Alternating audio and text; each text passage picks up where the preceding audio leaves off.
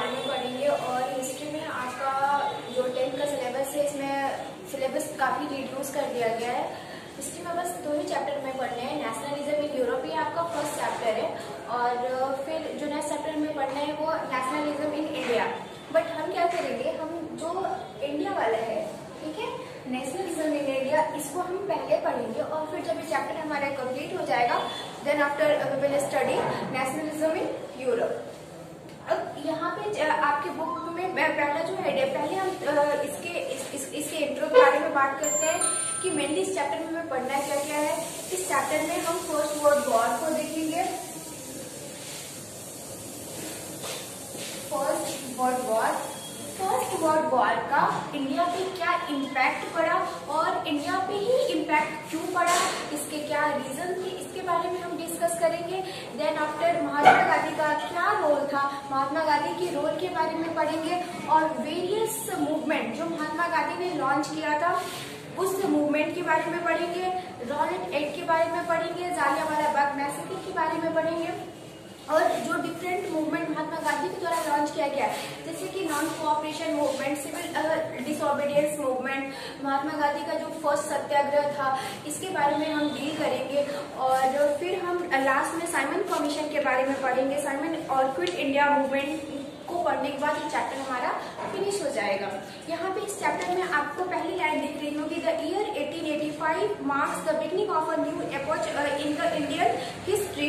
In that year an all India political organisation was set up with the name of the Indian National Congress. यहाँ पे पहली line में ही एक year आपको दिख रहा है, एंड दैट ईयर इज 1885। पहले इसके बारे में मैं आपको बता देती हूँ। Then after first world war कब से कब तक हुआ, क्यों हुआ, थोड़ा सा मैं फर्स्ट वर्ल्ड वॉर के बारे में बताऊंगी। फिर मैं बताऊंगी कि इसके इम्पैक्ट भारत पे क्यों पड़े, वगैरह वगैरह, ठीक है। 1885 जो है इंडियन हिस्ट्री में काफी इम्पोर्टेंट है, क्योंकि ये 1885 से ही भारतीय इतिहास में एक नए युग की शुरुआत होती है। एक्चुअल में हुआ क्यों था, ये इतना इम्पोर्टेंट क्यों है, तो 1885 में INC को स्टैब्लिश किया गया था। INC which means Indian National Congress.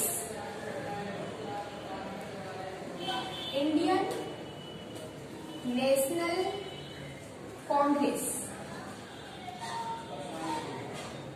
Establish किसने किया था INC को, तो एक रिटायर्ड इंग्लिश ऑफिसर थे जिनका नाम था AO ह्यूम। एक्चुअली आपका जो चैप्टर है आपकी बुक का, वो 1885 में से एक नए युग की शुरुआत बता रहा है। तो ये इसके बारे में थोड़ा सा जान लेना ये आपके लिए अच्छा होगा कि अगर आप इन चीजों को एग्जाम में लिखते हैं तो आप अच्छा स्कोर कर पाएंगे।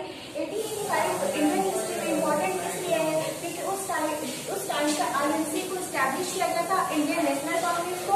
इसमें स्टैब्लिश किया था सर AO ह्यूम ने किया था। Sir AO Hume retired English man थे या रिटायर्ड इंग्लिश ऑफिसर थे। अब इसकी जो पहली मीटिंग हुई, पहली मीटिंग 1885 में ही हुई। कहाँ पे हुई थी, गोकुलनाथ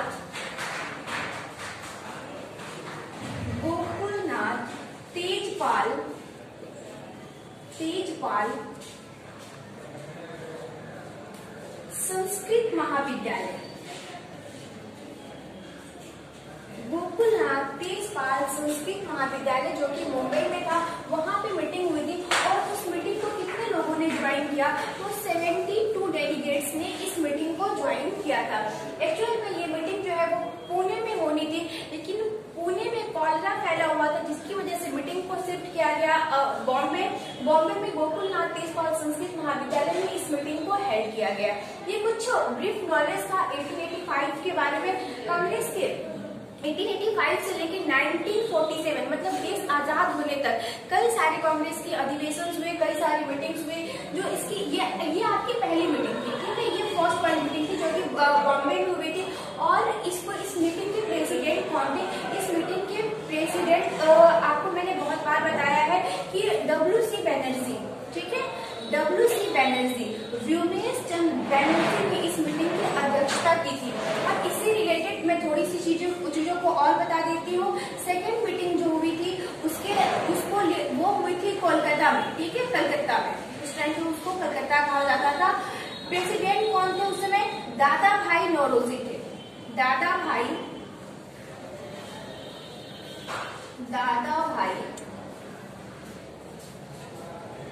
नौरोजी, ठीक है, कलकत्ता में हुई थी।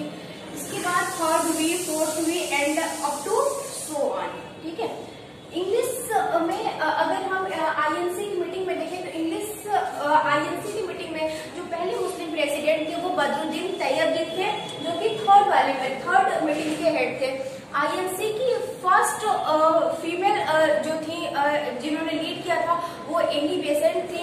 आईएनसी की फर्स्ट इंडियन फीमेल जो थी वो सरोजनी नायडू थी। आईएनसी के जितने भी मीटिंग हुए इन सारी मीटिंग्स में महात्मा गांधी ने सिर्फ एक ही मीटिंग की प्रेसिडेंसी की थी और वो था 1924, ठीक है। 1924 का कहाँ पे हुआ था? बेलगांव में हुआ था, ठीक है, बेलगांव में हुआ था। तो ये कुछ फैक्ट है जिनको मैं फिर से रिपीट कर रही हूँ, ध्यान से सुनिएगा।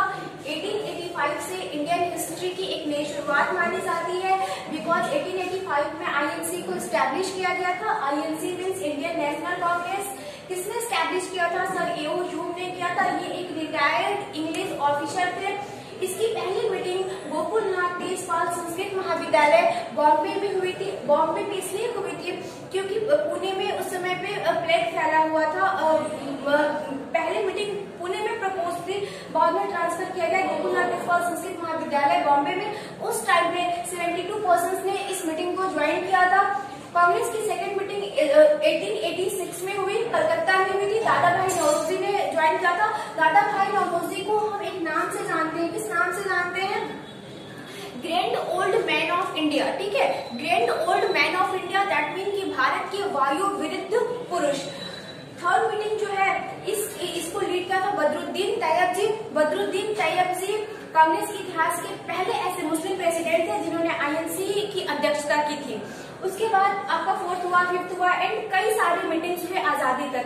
महात्मा गांधी ने कांग्रेस की एक ही अध्यक्षता की थी मीटिंग की और वो थी 1924 का बेलगांव अधिवेशन। अब ये जितने भी मीटिंग्स हुए थे आपके 1885, 86, 87, 88 एंड एक्सेट्रा, उसमें एक बहुत इंपॉर्टेंट है आपका और वो है 1929 का। कब का? 1929 का। 1929 की जो मीटिंग हुई थी कांग्रेस की, इसके प्रेसिडेंट कौन थे? इसके प्रेसिडेंट थे J.L. नेहरू। J.L. नेहरू मतलब जवाहरलाल नेहरू। ये हुआ कहाँ पे था? ये लाहौर में हुआ था, ठीक है। और ये स्पेशल क्यों है बच्चों? क्योंकि इसी मीटिंग में पहली बार पूर्ण स्वराज या फुल इंडिपेंडेंस की बात की गई थी, इसलिए ये इम्पोर्टेंट है। तो ये कुछ एडिशनल चीजें थी जो मैंने आपको इंट्रो में बता दिया, ठीक है। नाउ हम कम आते हैं चैप्टर पे अपने, ठीक है। तो चैप्टर में आपका जो पहला पैराग्राफ दिया हुआ है उसमें जो भी पॉलिटिकल पोजीशंस थी इनको 3 ग्रुप में कैटेगराइज किया हुआ है, ठीक है। पहला है आपका, मैं मिटा देती हूँ पहले, पोस्ट वॉर के बारे में बाद में बताती हूँ। पहला है आपका 1885 से 1905, ठीक है। सेकेंड है आपका 1905 से 1980, ठीक है। थर्ड है आपका 1990 से 1947, ठीक है। ये पॉलिटिकल पोजीशंस को 3 ग्रुप में क्लासिफाई किया गया है। पहला है आपका 1885 से 1905, 1905 से 1980 ये सेकेंड वाला है, 1990 से 1947 ये थर्ड वाला है। इसमें मैंने बता दिया आपको 1885 क्यों इम्पोर्टेंट है। मैं थोड़ा सा बता देती हूँ आपको 1905 क्यों इम्पोर्टेंट है। 1905 16 अक्टूबर 1905 को पार्टीशन ऑफ बंगाल हुआ था, ठीक है। बंगाल का विभाजन किया गया था। उस समय के जो वायसराय थे वो वायसराय कौन थे? लॉर्ड कर्जन थे। ये विभाजन किया क्यों किया गया? तो उस समय जो बंगाल की पॉपुलेशन थी, बंगाल, बिहार और उड़ीसा कंबाइन हुआ करता था। पॉपुलेशन जो थी वो 78 मिलियन थी, ठीक है, 78 मिलियन थी। तो अंग्रेजों ने क्या कहा कि हमें एडमिनिस्ट्रेशन करने में दिक्कत हो रही है बिकॉज ऑफ दिस पॉपुलेशन। लेकिन ये तो उनका डायरेक्ट रीजन वहाँ पे यूनिटी बहुत ज्यादा थी, जिसकी वजह से अंग्रेज अपना प्रभुत्व स्थापित नहीं कर पा रहे थे। तो उनकी ये पॉलिसी शुरू से रही है, फूट डालो एंड राज करो, डिवाइड एंड रूल की पॉलिसी। तो उन लोगों को लगा जब हम इन्हें टुकड़ों में बांट देंगे तो हम इजीली उनपे रूल कर सकते हैं, इसलिए पार्टीशन ऑफ बंगाल किया गया था। इसके पीछे बहुत लंबी कहानी है, उतने डीप में हम नहीं जाएंगे। फिर 19 से 1980, अब 1980 में ऐसा क्या हुआ था, तो आपको याद होगा कि महात्मा गांधी एक बहुत पॉपुलर नेम है इंडियन स्ट्रगल में। महात्मा गांधी के बारे में थोड़ा सा जान लीजिए। मोहनदास करमचंद गांधी, इनका जो जन्म है वो हुआ था 2 अभी हमने इनका जयंती मनाया है 2 अक्टूबर 1869 को। कहाँ पे हुआ था? पोरबंदर।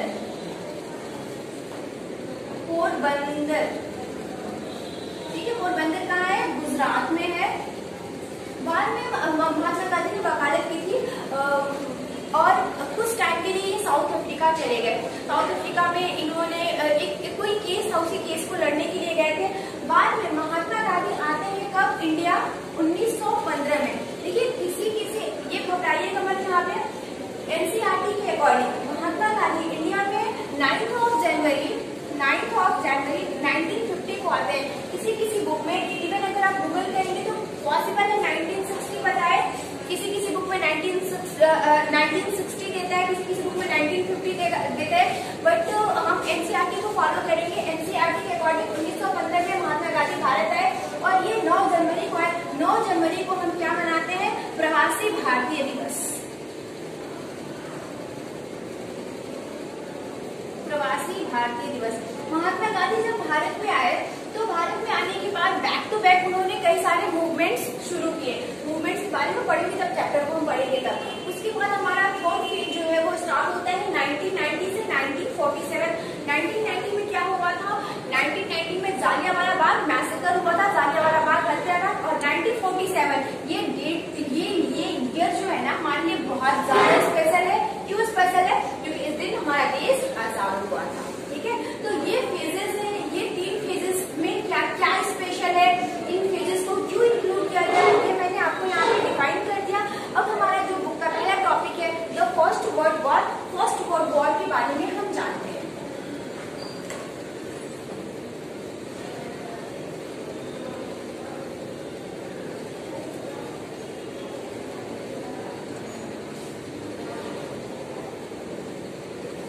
फर्स्ट वर्ल्ड वॉर जो है वो 4 साल तक चला, 1914 से 1918 तक।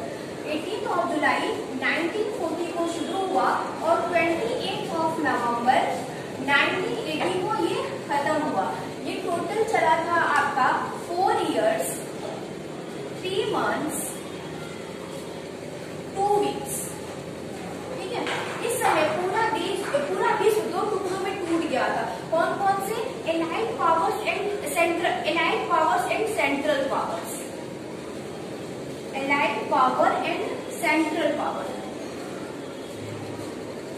याद रखिएगा, इंडिया ने फर्स्ट वर्ल्ड वॉर में पार्टिसिपेट किया था बट डायरेक्टली पार्टिसिपेट नहीं किया था, क्योंकि आपको ये फेज दिख रहा है। इस समय तो हम क्या थे? हम गुलाम थे अंग्रेजों के।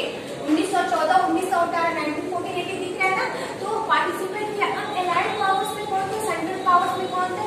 सेंट्रल पावर्स में आपका जर्मनी था, ओटोमन इंपायर था, एंड एक्सेट्रा। ठीक है, एलाइड पावर्स में कौन थे? एलाइड पावर्स में आपका कनाडा था, रसिया था, इंडिया था। ठीक है, यहाँ पे एक चीज याद रखिएगा कि फर्स्ट वर्ल्ड वॉर को यूएसए ने भी ज्वाइन किया था, बट कब ज्वाइन किया था? 1917, यानी युद्ध खत्म होने के 1 साल पहले यूएसए ने फर्स्ट वर्ल्ड वॉर को ज्वाइन किया हुआ था। ठीक है, तो इंडिया को एक मोहरे की तरह से यूज किया गया। वो इसलिए पहले ये बोला गया कि अगर इंडिया जो भी ब्रिटिश सेना या ब्रिटिश आर्मी जो लड़ाई कर रही थी, अब उसमें जो सोल्जर्स थे उनकी कमी हो रही थी। तो अंग्रेजों ने ये प्रपोजल दिया कि अगर भारतीय आर्मी को ज्वाइन करेंगे तो इसके बदले में हम उन्हें आजादी दे देंगे। लेकिन लास्ट में क्या हुआ? वो अपनी बात से मुकर गए। उन्होंने एक झूठ बोला था भारतीयों से। ठीक है, तो अब यहाँ पे ये तो हो गई फर्स्ट वर्ल्ड वॉर के बारे में। तो फर्स्ट वर्ल्ड वॉर के बारे में हम क्यों पढ़ रहे हैं, और स्पेशली इस चैप्टर में दैट मीन की नेशनलिज्म इन इंडिया में हम क्यों पढ़ रहे हैं? क्योंकि फर्स्ट वर्ल्ड वॉर का भारत पे बहुत ही एडवर्स या बहुत ही निगेटिव इम्पैक्ट पड़ा। अब क्वेश्चन ये बनता है कि फर्स्ट वर्ल्ड वॉर का दूसरी कंट्रीज पे इम्पैक्ट क्यों नहीं पड़ा, क्यों इंडिया पे इम्पैक्ट पड़ा? वो इसलिए बच्चों, क्योंकि फर्स्ट वर्ल्ड वॉर के टाइम पे इंडिया जो थी वो अंग्रेजों की एक कॉलोनी हुआ करती थी, और कोई भी देश जब युद्ध में इन्वॉल्व होता है तो उस देश की रिसोर्सेज जो है वो कम होने लगते हैं। युद्ध लड़ने के लिए पैसा चाहिए। पैसा क्यों चाहिए? अब देखिए, अनाज की जो सप्लाई होगी, जो फूड्स की, अब आर्मी लड़ रही है तो उनको क्या चाहिए? भोजन चाहिए पूरा सफिशिएंट, तो भोजन चाहिए, प्लस युद्ध लड़ने के लिए बम, गोला बारूद, हथियार चाहिए। तो इंग्लैंड जो था, इंग्लैंड का काफी पैसा हथियार या वेपन्स खरीदने में खर्च होता था। अब उस खर्च को मेंटेन करने के लिए अंग्रेजों ने क्या लिया? लोन ले लिया। अब उस लोन की भरपाई वो कहाँ से करते? वो इंडिया से करते। तो अब इंडिया में क्या था कि जो भी कस्टम ड्यूटीज थी वो रेज कर दी गई। इनकम, ऐसा पहले टाइम हुआ था कि भारत में इनकम टैक्स को इंट्रोड्यूस कर दिया गया, टैक्सेस बढ़ा दिए गए। क्यों बढ़ा दिए गए? क्योंकि जो वॉर के टाइम पे एक्सपेंसेस हुए हैं, जो खर्चे हुए हैं, उनको मेंटेन किया जा सके। तो आपको मैं उम्मीद करती हूँ आपको ये बातें समझ में आ गई होंगी। फर्स्ट वर्ल्ड वॉर का एडवर्स इम्पैक्ट भारत पे क्यों पड़ा, मैं एक बार रिपीट करती हूँ, ध्यान से इस चीज को सुनिएगा। फर्स्ट वर्ल्ड वॉर 28 जुलाई 1940 को स्टार्ट हुआ, 28 नवंबर 1980 को खत्म हुआ। ये युद्ध 4 सालों तक चला, 4 years 3 months 2 weeks। इस समय पूरा विश्व 2 टुकड़ों में टूट गया था। एलाइड पावर्स और सेंट्रल पावर्स, एलाइड पावर्स की तरफ से Canada, Russia, India, USA etcetera. Central powers की तरफ से जर्मनी का ओटोमन इंपायर था। अब आप सोचेंगे कि ओटोमन इंपायर आज के टाइम पे तो कोई देश ही नहीं है, उस टाइम पे कैसे था? तो प्रेजेंट टाइम में जो टर्की है, टर्की को ही हम ओटोमन इंपायर उस टाइम पे, मतलब एंशिएंट टाइम पे कहा करते थे। ठीक है, मैंने आपको ये क्लियर किया कि फर्स्ट वर्ल्ड वॉर का निगेटिव इम्पैक्ट पड़ा इंडिया पे।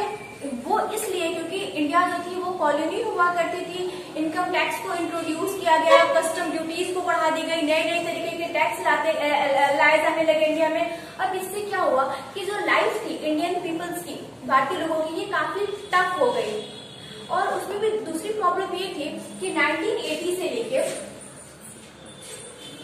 1921